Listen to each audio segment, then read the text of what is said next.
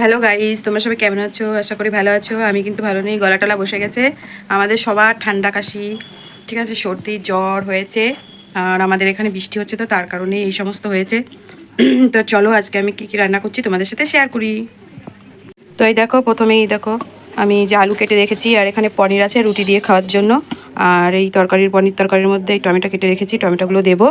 আর এই টমেটো কেটে রেখেছি এই সবজির মধ্যে দেবো। এখানে হচ্ছে এই যে কি বলে, ঝিঙে ঝিঙে দিয়ে আলু দিয়ে, আর এই যে চিংড়ি মাছ দিয়ে রান্না করব, ঠিক আছে। তার মধ্যে এই টমেটো যাবে।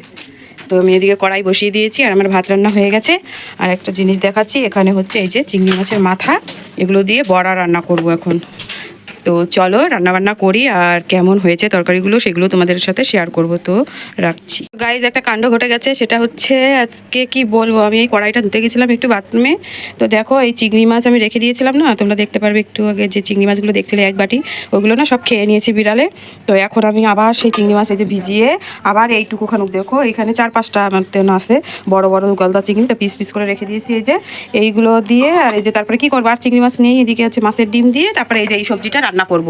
ওই চিংড়ি মাছগুলো খেয়ে নিয়েছে, তারপরে আর খাওয়া যায়, ধুলেও আর মনে ভালো লাগবে না।